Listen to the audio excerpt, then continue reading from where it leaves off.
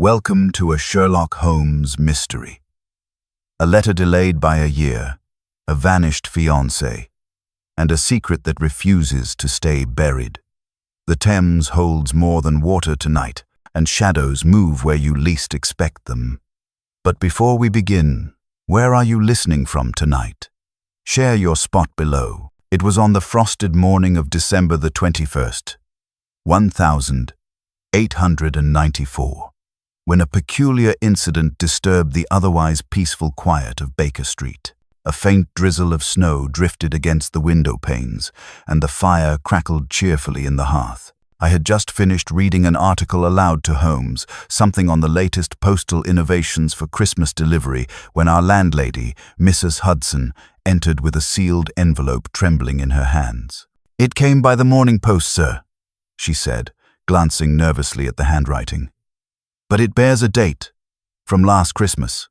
Holmes looked up sharply from his chair, his eyes keen and unblinking, fixed upon the envelope as though it were a blood-stained dagger. "From last Christmas, you say?" he murmured, reaching out for it. "Watson, note the address." Written with a leftward slope, thin nib, and deliberate hesitation. This was penned by someone attempting disguise. The envelope was indeed curious. The postmark read December 22nd, 1893. But the stamp had never been cancelled, and the edges were faintly singed, as if it had passed through fire. Inside was a single folded sheet, yellowed slightly with age. Holmes opened it with the care of a surgeon exposing vital tissue. He read the contents silently, his brow furrowing, lips tightening, then relaxing into an expression of detached amusement. "Watson," he said at last, "our visitor shall arrive within the hour. The handwriting confirms she is desperate, her state of mind uncertain. Do note the faint trace of violet perfume on the paper. It's Bleu de Lion, a scent discontinued 3 years ago. A relic of sentimentality, perhaps. Or guilt." I was on the verge of asking how he could possibly know a woman had written the letter when the bell rang below. Moments later, Mrs. Hudson ushered in a lady heavily veiled in mourning attire. Her gloves were soaked, her manner agitated, and her voice trembled as she spoke. "Mr. Holmes, I beg your forgiveness for intruding without appointment, but I fear this matter cannot wait another hour. My name is Miss Evelyn March, and the letter you hold was written by my sister, the late Mrs. Clara Whitby. She died last Christmas Eve." Holmes motioned for her to sit. "Then you bring me, Miss March, not merely a message but the shadow of a crime." She drew in a shaky breath. "It was never meant for me, Mr. Holmes. The letter was addressed to my fiancé, Mr. Arthur Elmsley. But it never reached him. He received it only yesterday, an entire year too late, and this morning he vanished." There was a silence as heavy as snowfall. Holmes leaned forward, his fingertips pressed together in that familiar steeple of concentration. "A letter that refuses to arrive until after the sender's death," he murmured. "A fiancé who disappears upon receiving it. And Christmas, the season of concealed truths wrapped in ribbon. Watson, fetch your coat.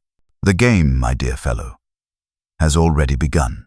Holmes rose from his chair and moved toward the window, the faint December light sketching sharp lines across his face. The snow outside had begun to fall more thickly, and the street below, with its muffled sounds and passing hansom cabs, seemed distant from the tension in our sitting room. Miss Evelyn March sat rigidly, her gloved hands clasped tightly in her lap, her voice trembling with both fear and indignation as she continued.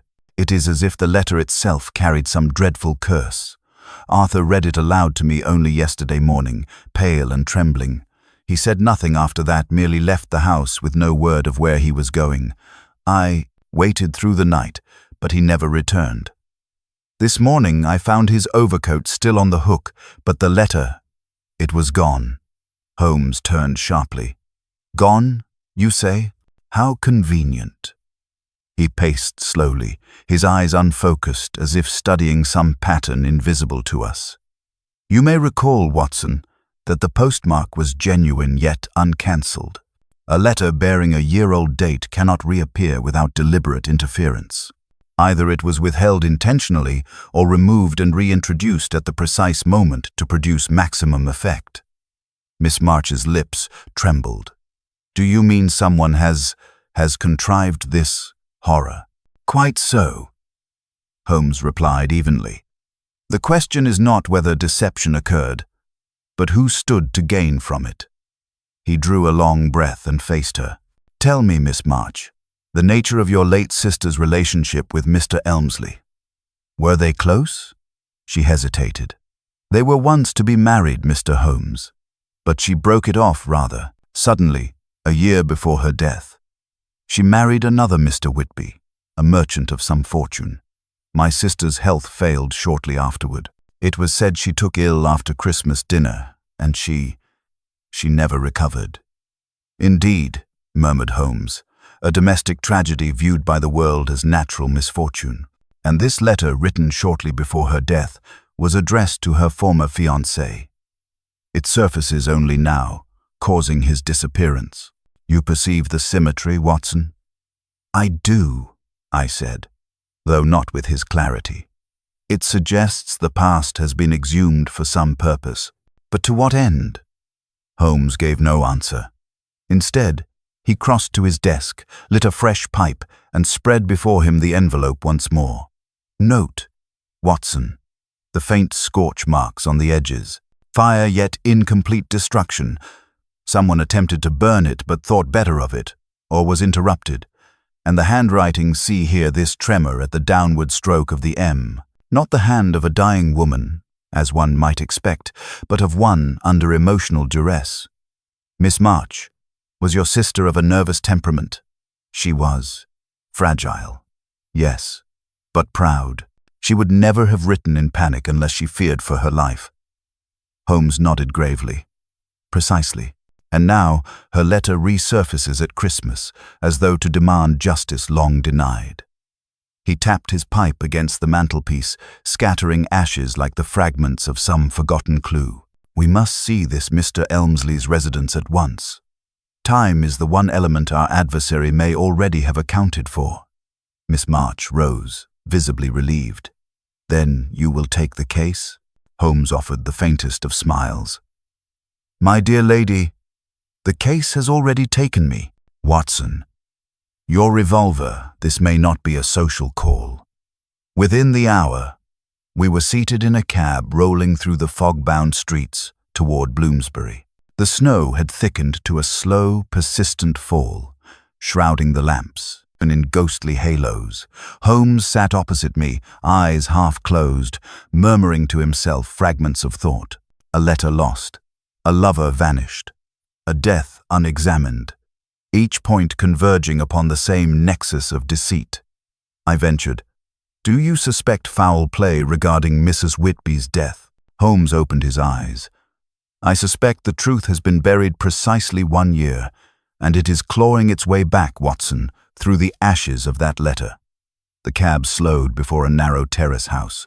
All appeared dark, save for a single flicker behind the curtains. Holmes alighted, his stride purposeful.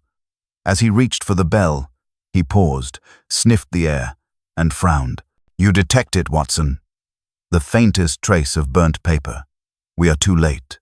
Someone has been here." The door creaked open before he could knock. A pale man in a porter's uniform stood there, eyes wide with confusion. "Mr. Elmsley, sir? He's not in. Left in a dreadful hurry yesterday. But someone came after, dark, asking for him. Left this behind." He handed Holmes a torn scrap of parchment, half an envelope, charred and bearing the faint scent of violet perfume. Holmes slipped it into his coat pocket, his gaze sharpening with quiet satisfaction. "The game thickens, Watson. Our adversary may be clever, but not clever enough to hide the scent of guilt." Holmes examined the charred scrap beneath the dim gaslight of the porch, his long fingers turning it delicately as if it were a living thing. "Observe, Watson, the ink here has run slightly, though not from water. The edges suggest exposure to heat and smoke, not flame. It was placed near fire but withdrawn before complete destruction. Our visitor last night must have feared losing what little evidence remained. He turned to the porter. Did this man leave a name or description? The porter scratched his head. Tall gentleman, sir, wrapped in a long coat and scarf. Didn't see much of his face, only that he walked with a limp. Asked if Mr. Elmsley was home, and when told he was not, he said he'd return. That was around 11 o'clock last night. Holmes gave a brief nod. A limp. Curious. Watson. Recall Miss March's remark her late brother-in-law, Whitby, had suffered a hunting accident the year before his wife's death. A limp would fit him precisely. Surely, I objected, you don't suggest the man still lives. Mrs. Whitby's death certificate named him among the deceased at her funeral. He perished not long after her passing, if memory serves.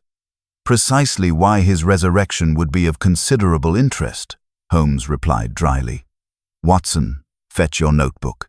We shall not assume death until the grave is personally verified. Inside the house, the air hung heavy with neglect. Books lay scattered on a table, half-burned logs smouldered in the grate, and near the mantelpiece stood an opened bottle of brandy beside a single glass, untouched. Holmes bent to examine the hearthrug, his gaze sharp and restless. A partial footprint, narrow heel, pointed toe, definitely feminine. Miss March was not here, and the maid reports no lady visitors. The scent of violet lingers faintly, the same perfume as the letter. Either our missing man received another message last night, or someone wished him to think so. He rose, brushing the dust from his hands. Watson, do you notice the faint ring on the table beside the letter tray? I bent closer. Yes, circular, perhaps from a teacup. Precisely, but the residue is soot, not tea. Someone placed a candle or lantern there while searching through the letters. They came to find something specific, and judging by the disarray of the drawers, they succeeded. He turned to the porter. When you entered this morning, was anything unusual missing?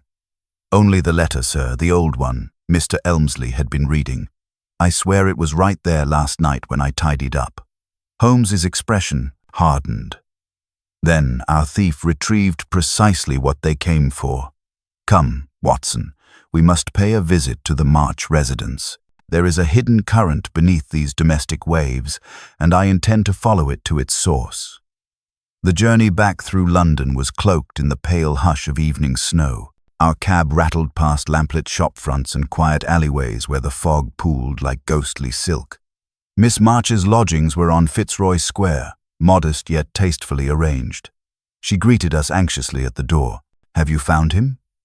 Not yet, Holmes answered, removing his hat. But we have found evidence that Mr. Elmsley's disappearance is far from voluntary. Tell me, Miss March, did your sister's husband, Mr. Whitby, possess any connections within the postal service? The question startled her. The postal service? No, not that I'm aware. He dealt in trade imports, mostly from the continent. Why do you ask? Because, said Holmes, the most extraordinary thing about this letter is not its age nor its condition, but the fact that it passed through official channels twice without record. That requires assistance from someone inside. Her eyes widened. Then you think it was intercepted? I think, Holmes replied, it was delayed, deliberately held until its contents would have maximum power to destroy. Miss March turned pale.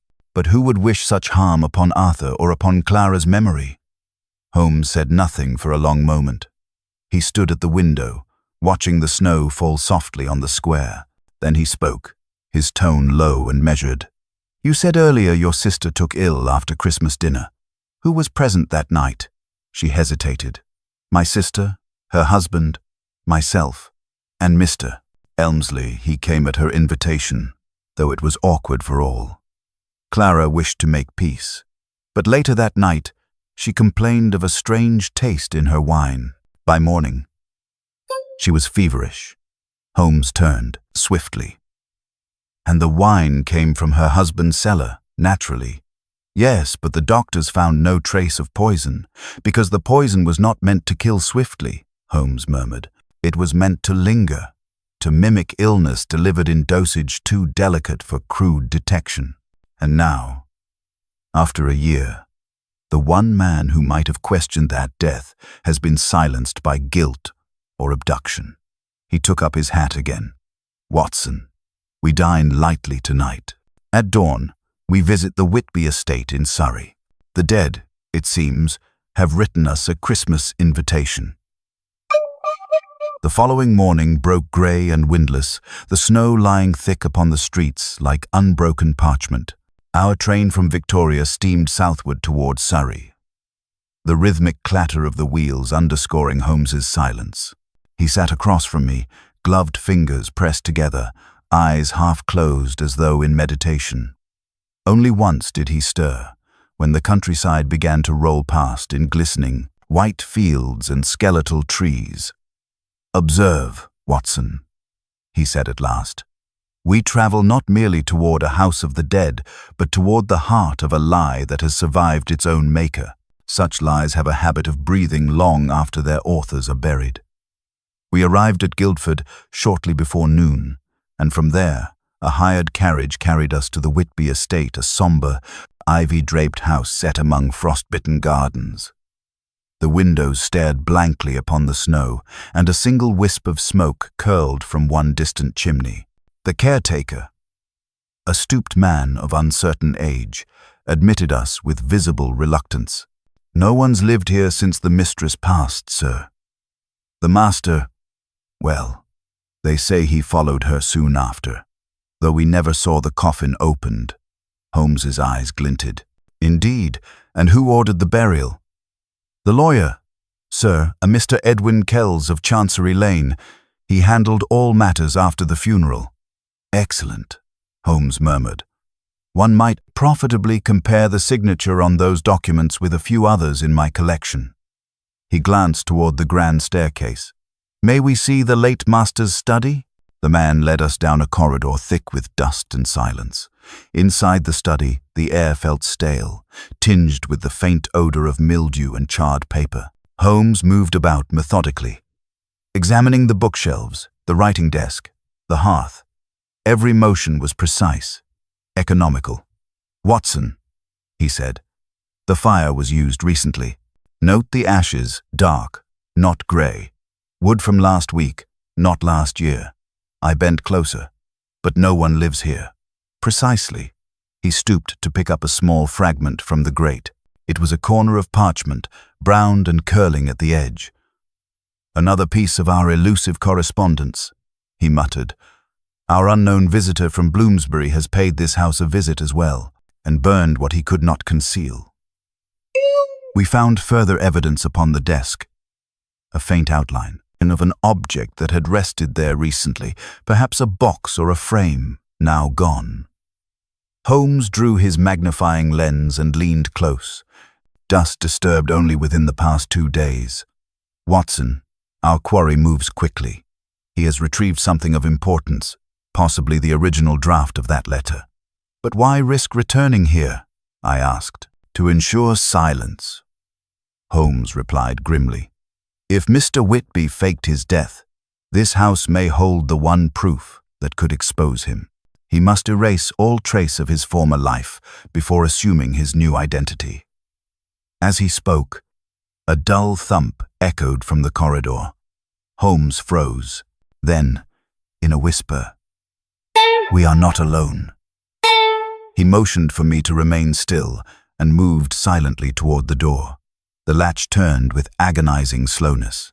Through the crack, I glimpsed a shadow moving across the hall, a tall figure in a dark coat, his limp pronounced, his right arm cradled against his chest. In an instant, Holmes flung the door wide. "Stand where you are," he commanded. The man halted, startled, his face half covered by a scarf. For a moment no one spoke. Then he turned abruptly and fled down the passage. Holmes darted after him, his stride quick and fierce despite the cluttered floor. I followed, my pulse hammering. The chase led through the servants' corridor and out into the snow-laden garden, where the fugitive's footprints cut a clean path toward the gate. Holmes was faster. He seized the man by the shoulder, wrenching him backward. The scarf fell away, revealing a face pale and hollow-eyed. Evelyn, March's fiancée, Arthur Elmsley. "Holmes!" I gasped. "He's alive!" "More than alive," Holmes said, his voice low and sharp. "He's terrified." Elmsley's lips trembled. "I didn't mean for any of it. She wanted me to keep silent, but I couldn't bear it when I saw her handwriting again." "Whose handwriting?" Holmes pressed. "Clara's," he whispered. "She didn't die of illness, Mr. Holmes. She told me the truth in that letter. She begged me to expose him, to expose Whitby.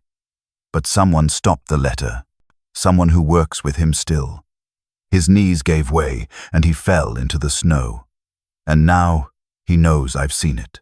Holmes crouched beside him, studying his face with clinical calm. "You are in grave danger, Mr. Elmsley. If Whitby lives, he will strike again before the season ends. We must make certain that this Christmas letter delivers its final message to the gallows, if need be."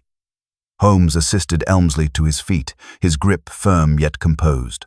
"You will have warmth and safety soon enough, sir," he said. "But for now, you must tell me everything without omission, hesitation, or embellishment. The truth is your only refuge." We brought the trembling man inside, reviving him beside the fire with a measure of brandy. His eyes darted nervously toward the curtained window, as though he expected some phantom to emerge from the drifting snow. "It began," Elmsley said haltingly, "the Christmas before last. Clara sent word asking me to visit her and Whitby here in Surrey. She said she wished to make amends. When I arrived, she seemed changed, paler, quieter. Whitby greeted me courteously enough, but I felt unease from the first. He was restless, drinking more than usual, watching every word she spoke. That night, after dinner, she handed me a small envelope. "If anything should happen to me," she whispered, "you will know whom to blame." I thought it the fancy of an overwrought mind, but the next morning, she was dead. Holmes leaned forward. "And the envelope?" "I found it missing from my coat pocket.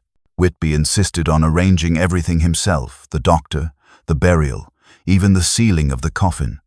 I confronted him once, but he laughed it off, said grief had clouded my memory. A month later, I heard of his own supposed death at sea." Holmes's eyes gleamed with satisfaction. "A death at sea, perfectly convenient.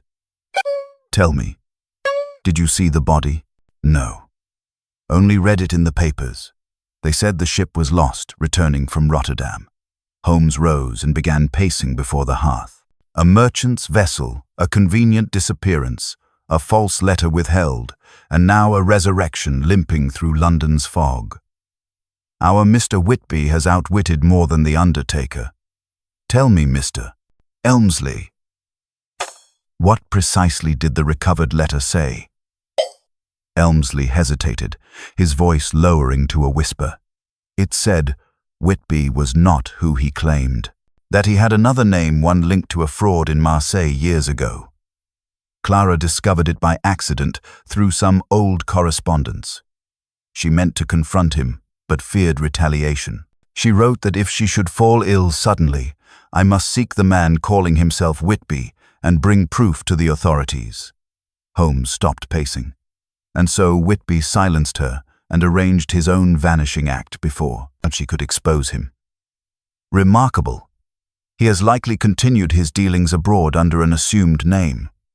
Elmsley shook his head despairingly. "Then why torment me now? Why send the letter a year late?" "Because you still hold something he needs," Holmes replied coolly. "Perhaps a duplicate document or token of identification that could unmask him. You were meant to be lured into revealing yourself. And once located, removed permanently. The timing Christmas serves both symbolism and cruelty."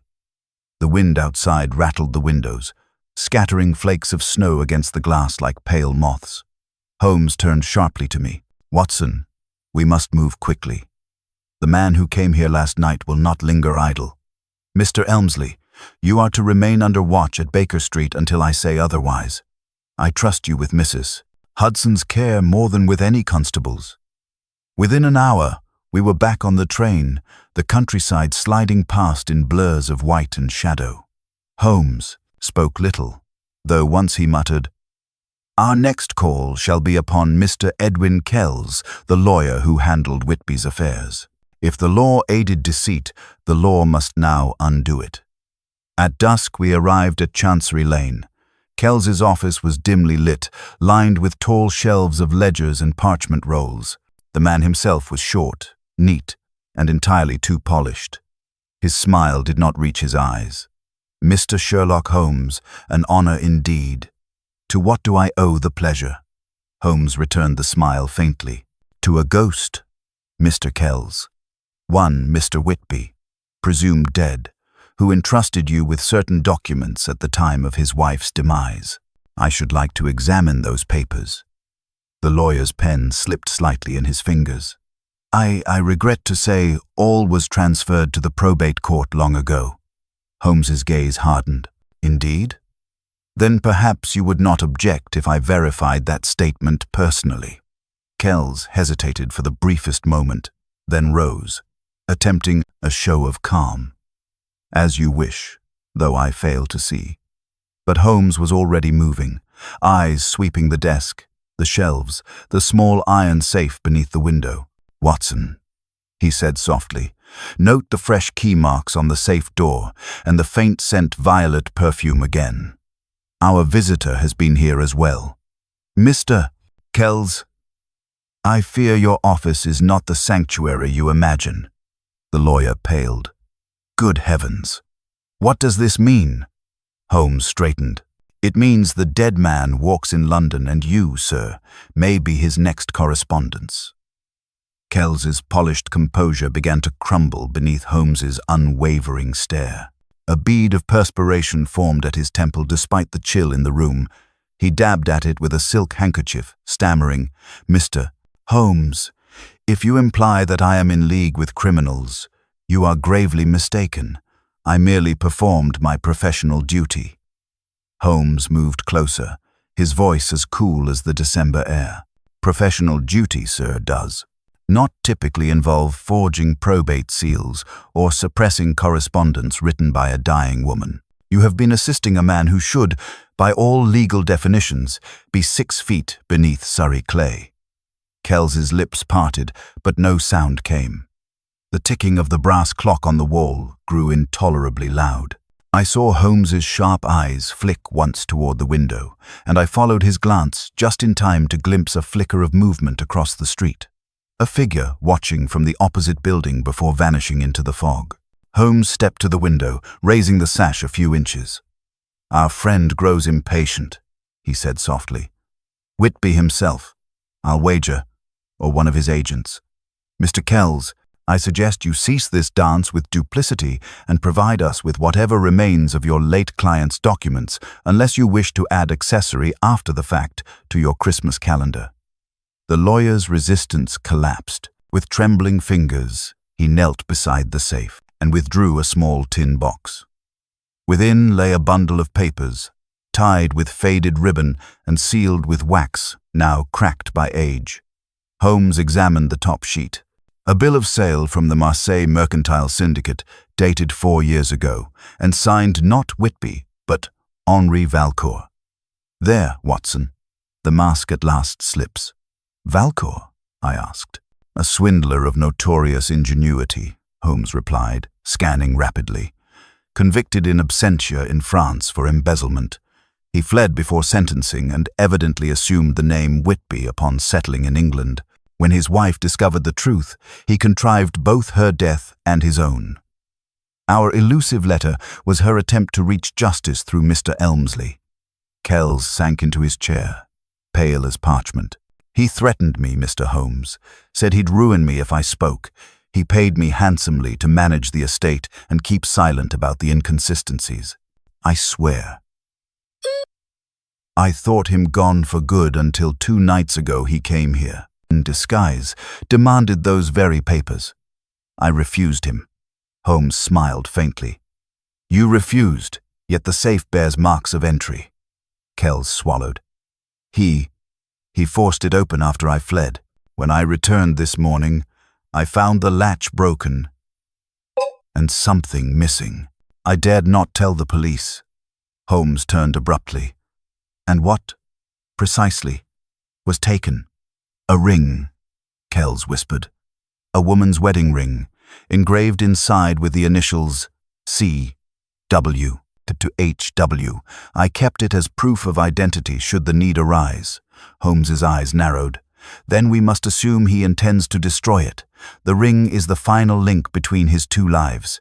Watson, make haste. We are not done with this ghost. We hurried into the street. The fog had thickened, curling around the lamps in spectral halos.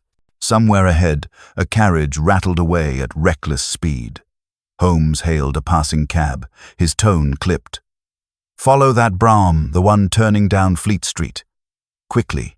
Man, there's a murderer inside.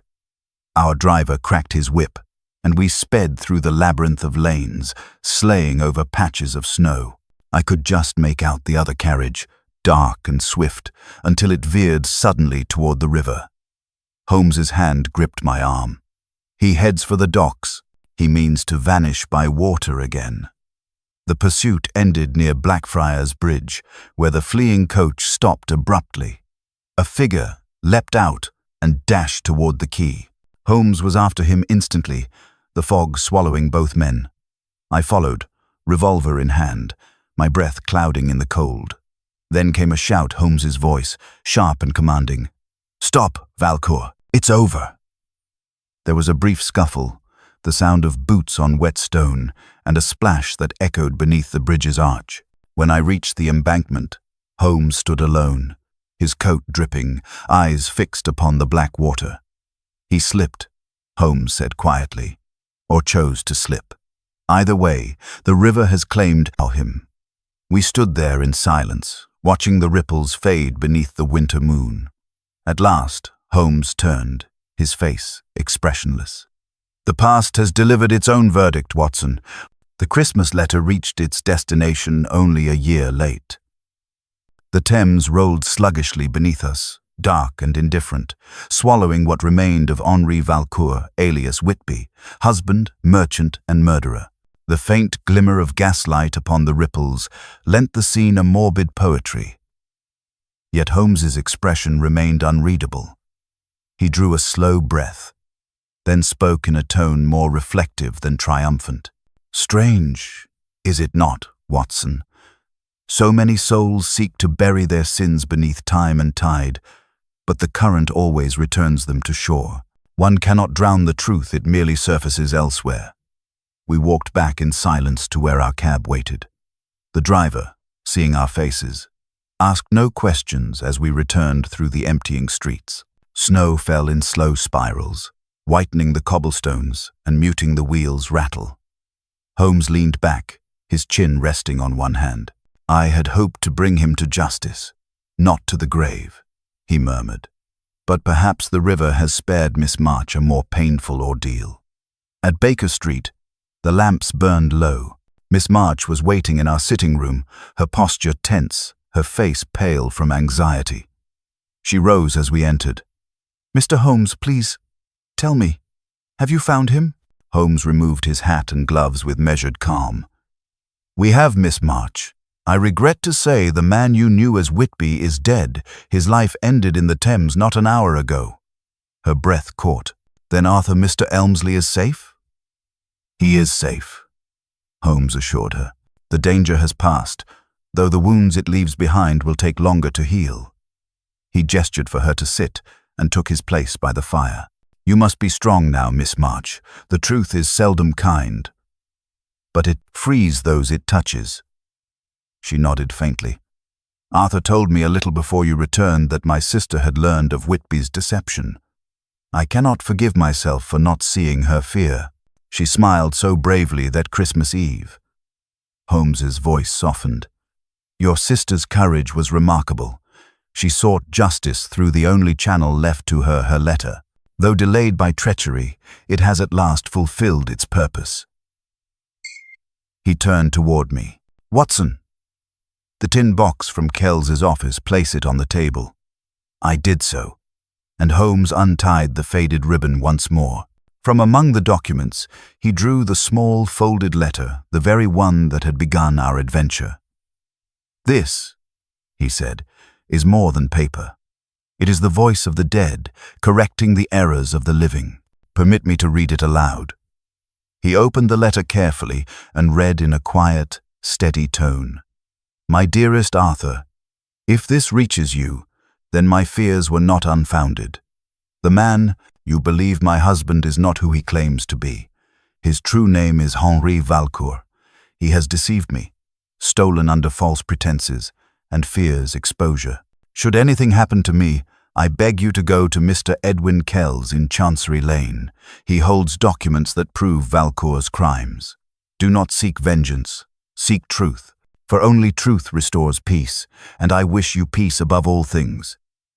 Yours, in faith, Clara." Miss March covered her face with her hands. Holmes refolded the letter and placed it beside the fire, the flames reflecting faintly in his eyes. "Her words were written in despair," he said, "yet they carried enough precision to unravel an entire web of deceit.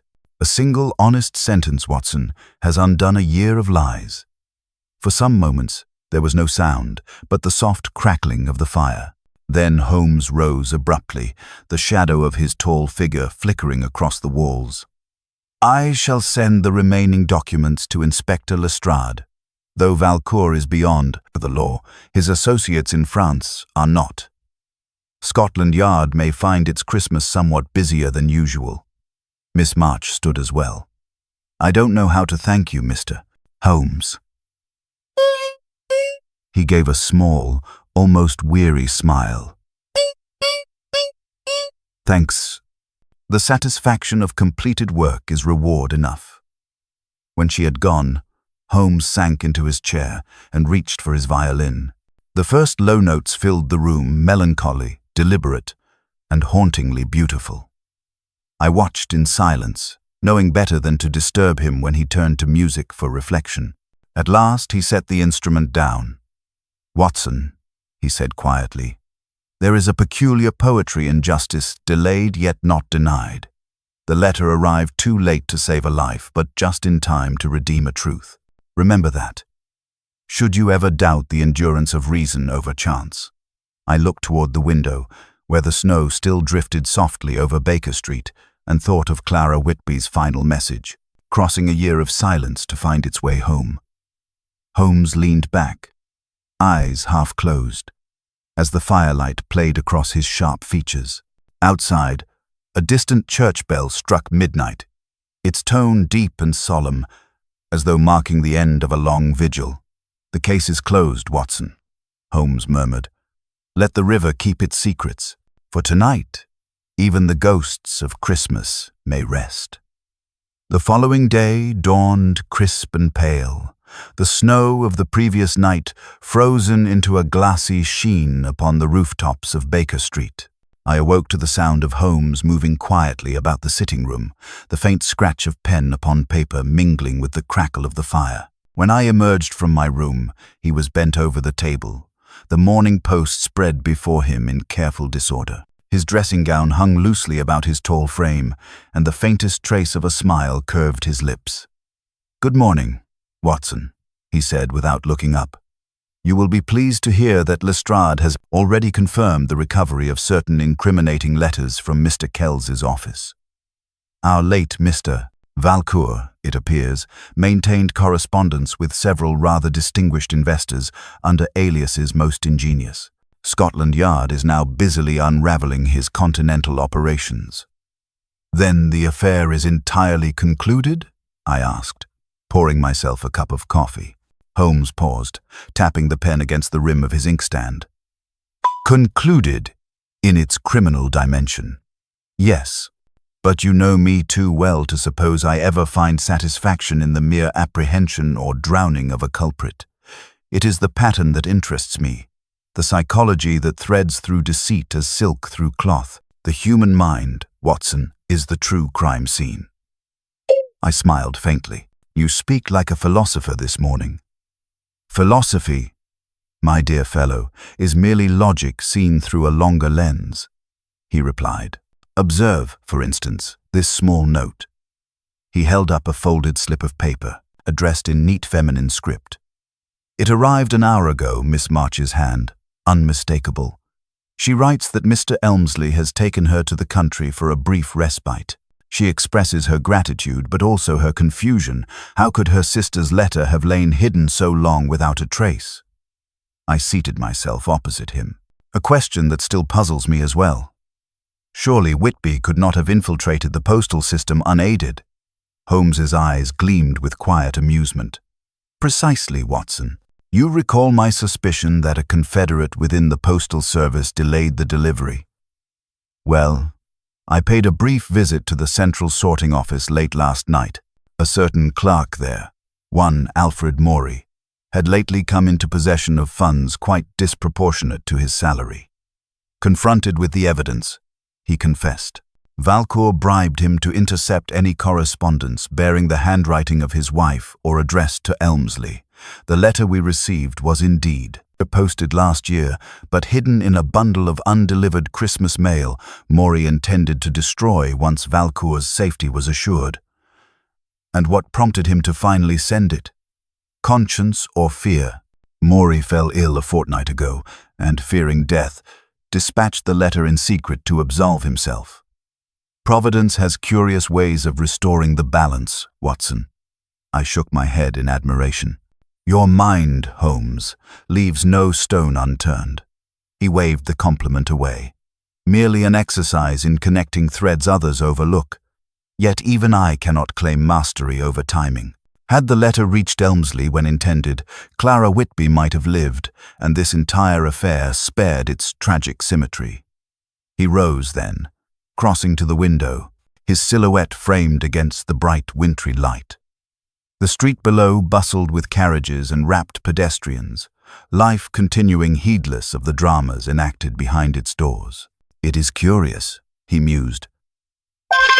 Guilt survives death. Valcourt died twice, once by deceit, once by truth, and yet even now the echo of his crime ripples outward.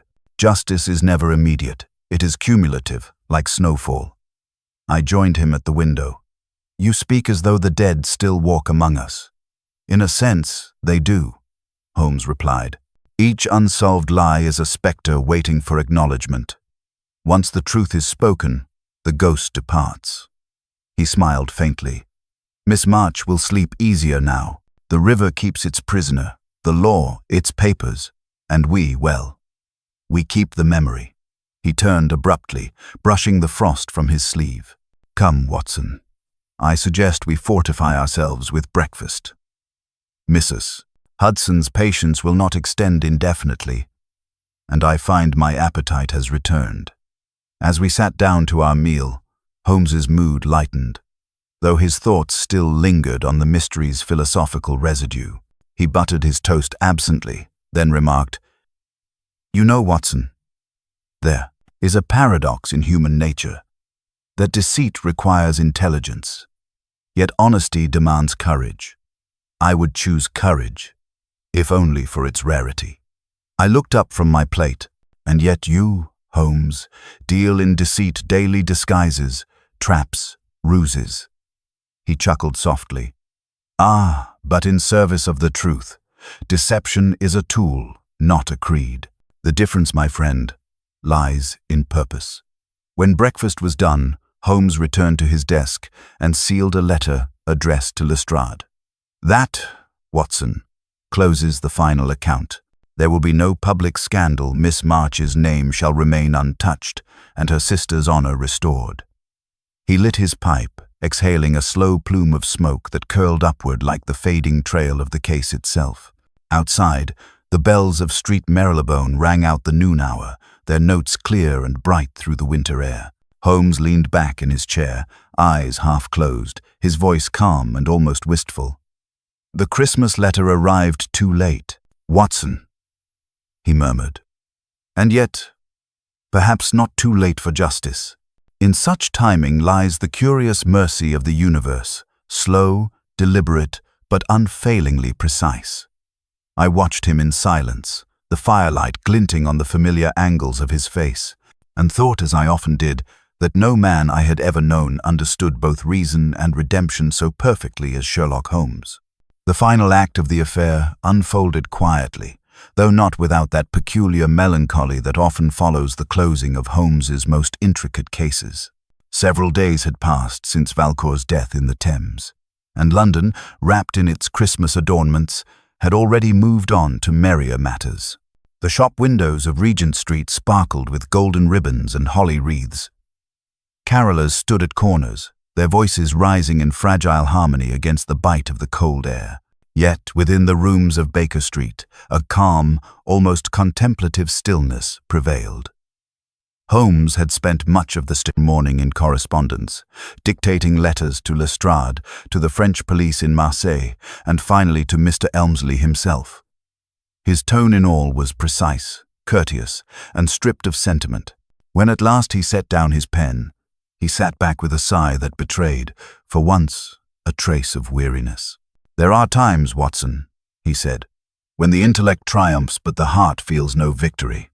I laid aside the newspaper I had been reading. "You speak of the Whitby case. Of course, Valcour's exposure, his desperate flight, his death, each detail fits with mathematical precision, yet I find no pleasure in the symmetry. There was an innocence destroyed long before justice intervened, and no measure of logic can restore it." He gestured toward the window, where a faint sun struggled through the mist. "Human affairs are rarely tidy, my dear fellow. We solve the puzzle, yes, but the pieces often cut the hands that set them in place."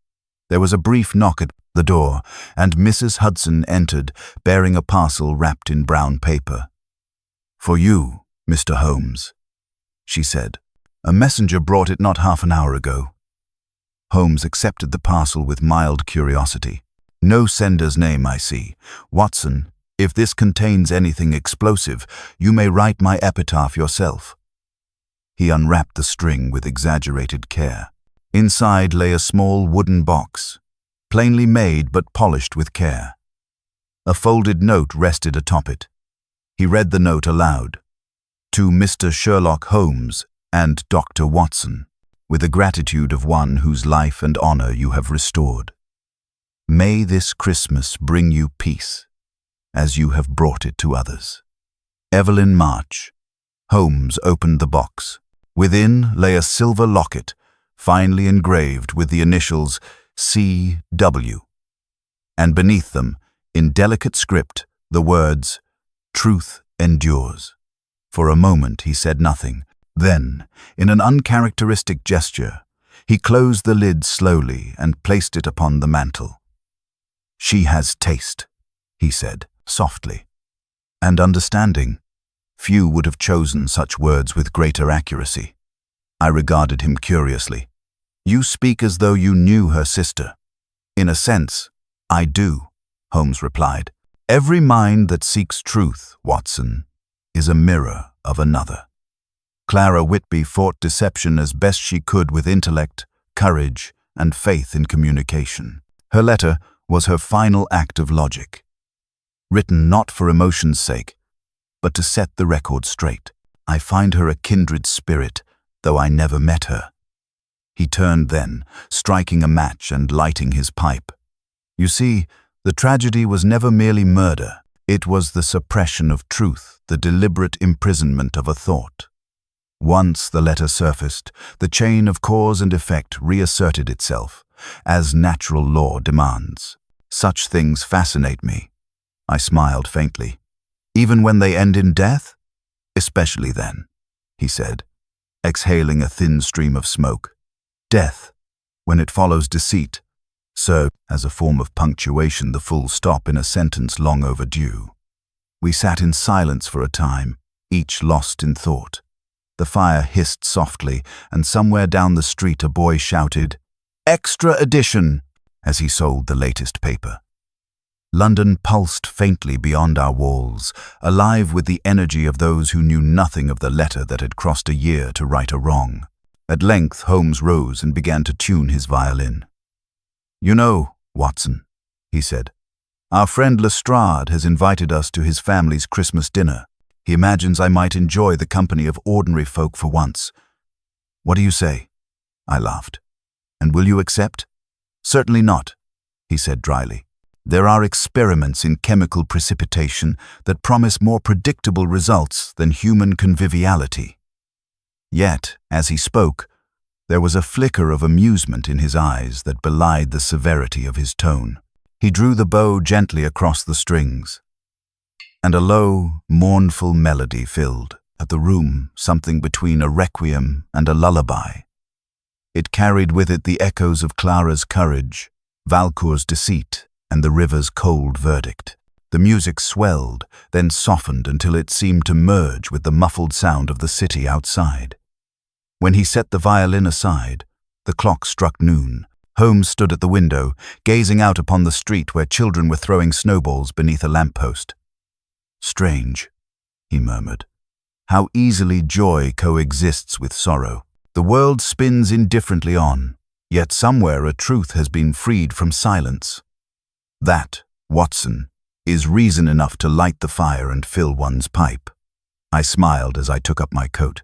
"And for me, reason enough to write this account. Perhaps others may read it and find that even a letter long delayed may still deliver justice." Holmes inclined his head slightly. "Then write it well, my friend. Let it be known that reason, though cold, can sometimes warm the human heart." Outside, the bells of street poles began to ring, clear and resolute over the whitening city. And thus ended the case of the Christmas letter that arrived too late, a mystery of deceit and redemption, of death and deliverance, of one woman's truth carried across the silent corridors of time to the only man who could hear it.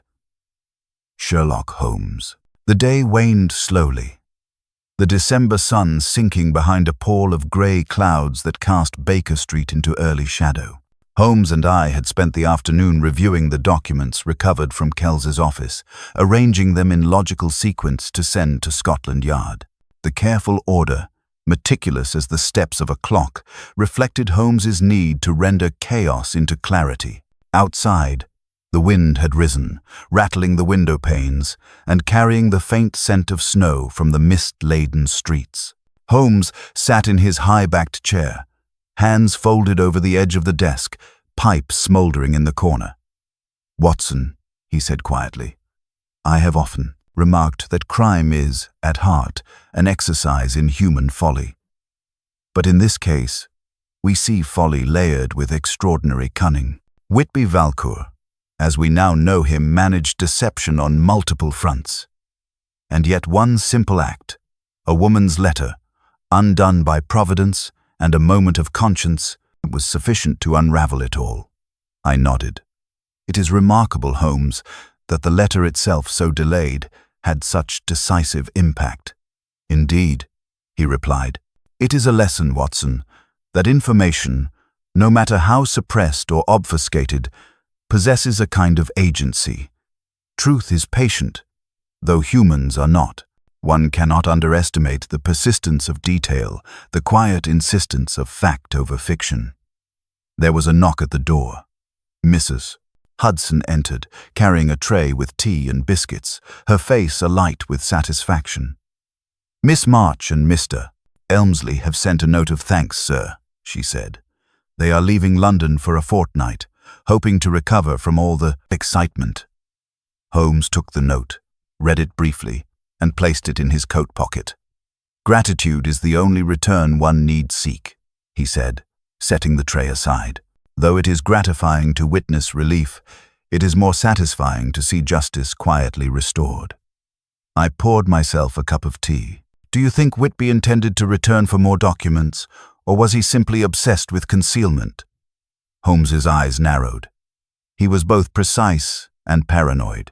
The theft of the ring, the interference with the letter, the visits to Kells all demonstrate a mind convinced that exposure was inevitable, and in that inevitability lies his downfall. Fear drives more men to error than ambition ever could. He rose and approached the window, watching the street below.